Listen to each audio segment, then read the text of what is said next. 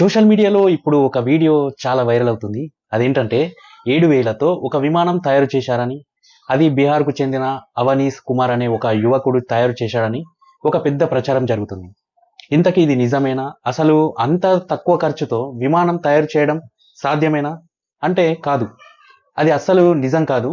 ఈ వీడియోలో ఉన్న విమానం చేసింది బీహార్ వ్యక్తి కాదు.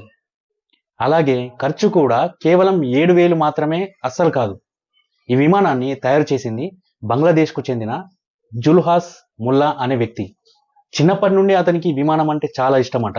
మీరు యూట్యూబ్లో సెర్చ్ చేస్తే కూడా అతనిపై ఉన్న కొన్ని వీడియోలు దొరుకుతాయి. అందులో ఇన్ఫర్మేషన్ కూడా ఉంటుంది. అందులో మీరు చూడొచ్చు.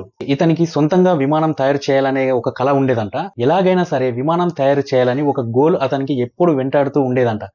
అయితే అతను ఎటువంటి ఇంజనీరింగ్ బ్యాక్గ్రౌండ్ అనేది లేకపోయినా తన ఆసక్తి, పట్టుదల, ఎన్నో సంవత్సరాల కృషి వల్ల అతను ఈ విమానాన్ని తయారు చేయాలనే కలను నిజం చేసుకునేలా చేశాయి.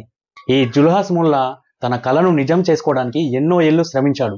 ఫస్ట్ అతను సుమారు 3 ఏళ్ల పాటు విమానం గురించి, వాటి నిర్మాణం గురించి క్షుణ్ణంగా పరిశోధన చేశాడు. అయితే అందుబాటులో ఉన్న సమాచారాన్ని సేకరించాడు. ఆ తర్వాత సుమారు 1 సంవత్సరం పాటు కష్టపడి తన విమానాన్ని తయారు చేశాడు. అసలు ఇదంతా ఎలా తయారు చేశాడో తెలుసా? అంతా స్క్రాప్ మెటల్ అంటే పాత సామాన్లు, ఇనుప ముక్కలు, ఇతర విడి భాగాలను ఉపయోగించి ఈ విమానాన్ని నిర్మించాడు. ఆ విమానాన్ని నిర్మించడానికి అతనికి ఎంత ఖర్చయిందో తెలుసా? సుమారు 8 లక్షల టాకాలు. అంటే మన భారతదేశ కరెన్సీలో 5,70,000 ఖర్చయింది. ఇతను 4 సంవత్సరాలు చాలా కష్టపడ్డాడు. అంత పెద్ద మొత్తంలో ఖర్చు పెట్టి ఈ కలను సాకారం చేసుకున్నాడు. జుల్హాస్ ముల్లా తయారు చేసిన ఈ విమానం సుమారు 100 కిలోల బరువు ఉంటుంది. ఇది గంటకి 70 కిలోమీటర్ల వేగంతో ప్రయాణం చేస్తుందంట. ఇది ఒక చిన్న విమానమైనా సొంతంగా తయారు చేయడం అన్నది నిజంగా గొప్ప విషయం. ఇది అసలైన మ్యాటర్. ఇది బీహార్కు చెందిన వ్యక్తి తయారు చేయలేదు, బంగ్లాదేశ్కు చెందిన వ్యక్తి తయారు చేశాడు. మీరు అతని గురించి యూట్యూబ్లో చూడాలి అనుకుంటే అతని నేమ్ సెర్చ్ చేసి చూడొచ్చు. అతని గురించి కొన్ని వీడియోలు కూడా ఉన్నాయి. అందులో నిజాలేంటో తెలుస్తాయి.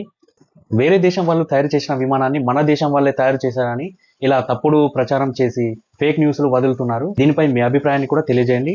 ఈ వీడియో నచ్చితే లైక్ చేయండి. ఇలాంటి మరెన్నో ఇంట్రెస్టింగ్ వీడియోల కోసం సబ్స్క్రైబ్ చేసుకోండి.